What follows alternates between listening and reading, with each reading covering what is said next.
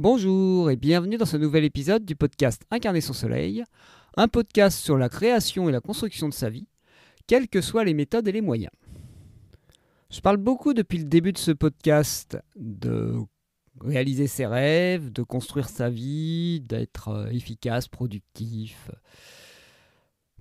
aligné avec ce dont on a envie et en phase avec soi-même. Et souvent, ce qui fait que l'on ne se sent pas à sa place et pas aligné avec sa vie, c'est qu'on a l'impression que celle-ci a perdu de son sens. Et la question que j'aimerais vous poser, c'est quand est-ce que la vie a du sens pour vous? Et qu'est-ce que c'est que d'avoir du sens? Parce que si l'on regarde bien, tout ce qu'on fait a un sens. Ça sert à quelque chose, ça a une utilité, ça a un but. Plus ou moins en phase avec ce qu'on a envie dans notre vie, mais ça a un but. Si par exemple vous considérez que votre travail n'a plus de sens, qu'est-ce qui fait qu'il n'a plus de sens pour vous? Parce que, en toute logique, si vous avez été dans ce métier, c'est qu'à un moment, ça avait du sens. Ça répondait à quelque chose. Ça répondait à un besoin, une envie, un désir, un projet, un rêve même peut-être. Et donc, quel est le cap qui a changé dans votre vie et qui fait que, désormais, ce n'est plus en phase avec vous? Est-ce que ce projet n'a plus de sens parce qu'il y a d'autres priorités dans d'autres domaines? Et est-ce que remplir ces autres besoins et ces autres désirs permettrait de retrouver du sens dans l'activité actuelle? Ou est-ce que ce n'est pas le cas? Et là, je ne parle même pas du grand questionnement métaphysique, est-ce que la vie a un sens et est-ce que ma vie a un sens? Parce que là, pour moi, quand on commence à se poser cette question-là, on n'en sort jamais et surtout, on devient malheureux. Parce que c'est essayer de trouver sa place, de chercher qui l'on est, qui l'on devrait être, si on est la bonne ou la mauvaise personne. Et ça, comme je vous l'ai déjà dit de nombreuses fois, c'est un positionnement qui pour moi est contre-productif et contre la vie même, parce qu'il y a un côté où on ne s'accepte pas tel que l'on est et on se dit je dois être quelqu'un d'autre, je dois devenir quelqu'un d'autre. Ça peut être utile de se dire qu'est-ce qui dans ma vie me retire le goût de vie, me donne moins envie d'être là, mais pas est-ce que ma vie a un sens? Elle en a. Vous êtes là. C'est juste qu'est-ce que je fais du temps qui m'est donné pour que cette vie ait du sens pour moi. C'est différent. En revenir sur est-ce que ma vie a un sens, c'est que là on voudrait que ce soit l'extérieur qui détermine si votre vie est importante ou pas. Comme s'il y en avait qui réussissaient leur vie et d'autres qui la rataient. Il n'y a pas de réussite ou de perte ou d'échec qui peut être déterminé par l'extérieur. C'est vous, comment vous le vivez, qui fait que vous le vivez positivement ou négativement. Et même se dire qu'on peut échouer sa vie, ça incite à se mettre dans une posture où on va, je dirais, s'observer, je dirais même se fliquer pour empêcher d'être à côté de sa vie. Mais des fois, être à côté de sa vie, ça peut être plaisant, ça peut être agréable et ça peut être chouette. Et ça, on n'est peut-être pas à côté de sa vie en faisant des choses qui ne sont pas obligatoirement en phase avec notre vie. Et des fois, c'est en faisant des choses qui sont à côté de nous-mêmes qui nous permettent de nous retrouver. Donc, ce qui est important de se dire, c'est quand la vie n'a plus de sens, elle n'a plus de sens pour vous. C'est pas au sens collectif et au sens social ou même au sens religieux ou spirituel. C'est que pour vous, elle perd son goût. Je préfère cette vision-là. Et donc, qu'est-ce qui fait que vous pourriez avoir plus de goût dans votre vie? Qu'est-ce qui fait que vous pourriez vous sentir plus heureux, plus à votre place, même si j'aime pas l'expression, plus en phase avec votre quotidien? Moi, pour ma part, quand la question du sens s'est posée, j'étais déjà à me prendre la tête avant sur le sens de la vie, mais comme je vous l'ai dit, ça sert à rien. Pour moi, selon ma vision des choses. Ça a été vraiment un questionnement de qu'est-ce que j'ai envie de mettre dans ma vie? Qu'est-ce qui me manque? Quels sont les endroits que je surinvesti à les endroits que je sous-investis. En gros, quelles sont les parties de mon champ que je laisse en jachère alors que je voudrais que ça pousse et que j'en ai ras-le-bol de bouffer tous les jours la même chose. C'est comme si on a tendance parfois dans notre vie à être en monoculture et que c'est pas la monoculture, cette culture-là qui nous pose souci, c'est le fait de n'avoir que ça à manger. Et parfois, quand on est en quête de sens, par exemple dans le travail, c'est qu'il y a plein d'autres domaines de vie qu'on a laissés de côté. Donc parfois, c'est pas tout remettre en cause qui permet de redonner du sens à sa vie. C'est réévaluer où on met ses priorités.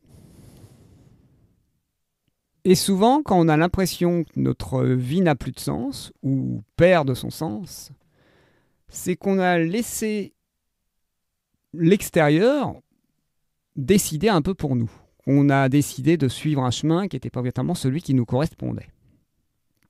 Que ce soit dans la mise en place des priorités, ou que ce soit dans le fait de faire certaines choses ou pas.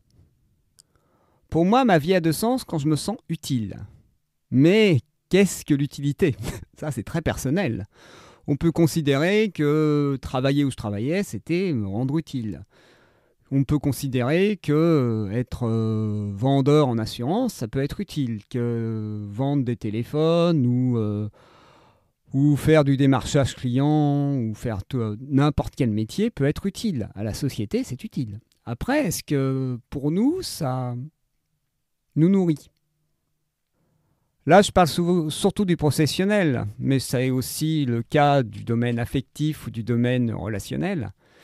Quand ces domaines sont, je dirais, déséquilibrés ou habités d'une manière qui ne nous convienne pas, c'est clair qu'on a tendance à dire « cette vie n'est pas la mienne ».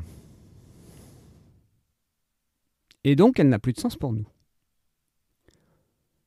Moi, je me suis rendu compte qu'avec le temps, que ma vie avait du sens si j'en reprenais la responsabilité et que je reprenais le pouvoir sur celle-ci en prenant la responsabilité de chacun de mes choix et de chacune de mes actions et du fait de ne faire ou ne pas faire certaines choses et de vivre d'une manière ou d'une autre.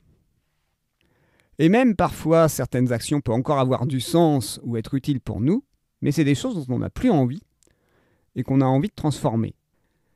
Et donc, on n'est pas obligé d'en arriver à la perte de sens pour changer une situation. On peut juste se mettre en mouvement dès qu'on voit qu'une autre envie émerge et qui nous force à faire évoluer une situation, un domaine de vie. On n'a pas besoin de se provoquer des crises, se provoquer des situations où on n'en peut plus pour décider de faire autre chose de sa vie, de vivre autrement, de changer de compagnon, de changer de lieu de vie, changer d'activité, changer de loisir, changer même de vision de soi-même ou de vision du monde.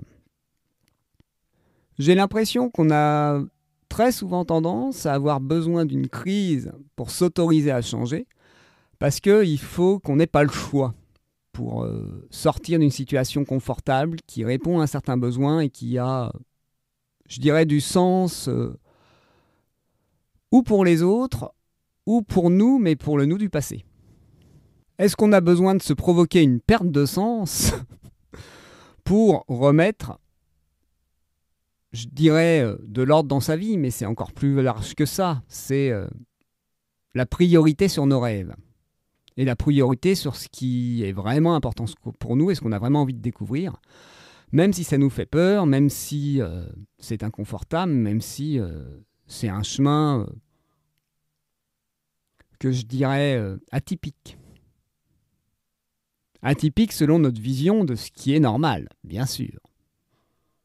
Parce que par exemple, pour quelqu'un qui n'est entouré que de personnes qui est entrepreneur ou chef d'entreprise, dans son milieu, dans son environnement, être salarié, c'est atypique. Et donc, moi, j'ai plus envie de me poser la question si ma vie a un sens, si ma vie a du sens, si ce que je fais est utile. J'ai juste envie de me poser la question, est-ce que ce que je fais me remplit, va dans la direction qui qui me correspond, va dans une direction dont j'ai envie à long terme, disons pour l'instant, c'est plus juste, et si le but me plaît encore maintenant. Et ça permet de réévaluer régulièrement le cap qu'on s'est fixé. Une des raisons principales pour laquelle j'ai envie d'être indépendant et d'être entrepreneur, c'est que ça me permettra d'être beaucoup plus flexible dans comment mon activité va évoluer. Et donc, si cela perd, entre guillemets, du sens pour moi, je vais pouvoir réorienter le cap. C'est pas parce que le salariat n'a pas de sens pour moi, il ne me conviendrait pas. C'est juste que je sens plus de joie et de possibilités de respecter mon rythme de manière simple et fluide et sans rupture, sans cassure, dans le fait d'être à majorité indépendant. Même si à la base, pour moi, être entrepreneur n'a pas de sens et est quelque chose qui me semble, on va être honnête, inutile. Donc comme vous voyez, cette notion de sens, des fois, elle peut faire des nœuds au cerveau et elle peut des fois se faire poser des questions qui ne servent pas à grand-chose. Moi, je préfère me dire, est-ce que la direction me plaît? Est-ce que là où j'en suis, ça me convient? Est-ce que j'ai besoin de rééquilibrer? Et si oui, où? Parce que c'est ça qui est important. Quand, par exemple, notre boulot perd du sens, c'est des fois pas le boulot le souci. Parfois, c'est autre chose.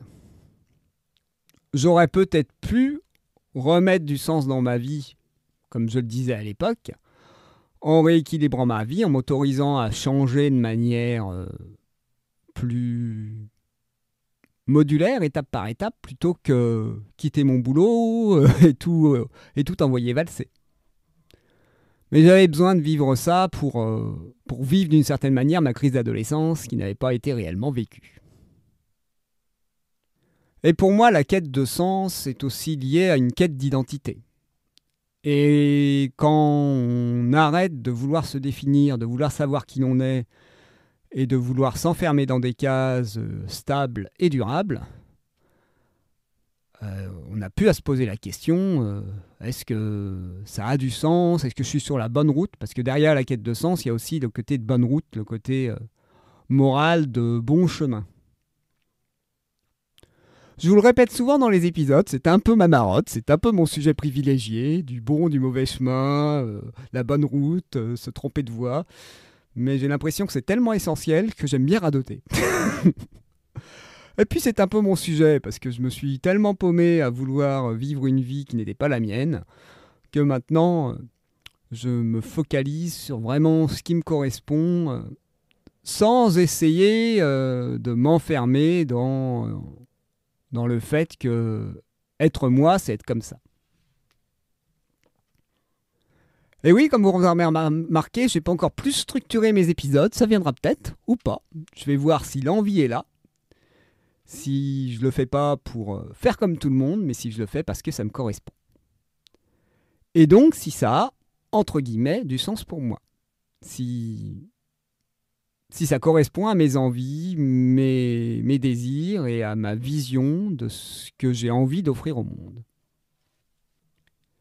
Et oui, je parle beaucoup de moi dans mes épisodes, mais j'ai souvent envie d'illustrer. Et la personne que je connais le mieux, c'est moi. Donc, je parle beaucoup de moi. Mais je pense qu'un de ces jours, j'essaierai de faire la même chose, ou avec des interviews, en partageant la vie de certaines personnes qui viennent me rencontrer. Ça pourrait être aussi intéressant. Mais pour ça, il faut que je m'organise un peu plus pour pouvoir noter les idées. Et donc, pour résumer, je dirais qu'une vie riche de sens pour moi, désormais, c'est une vie riche d'envie et riche de vie. Et donc de découverte, de fluidité, de changement, de mouvement.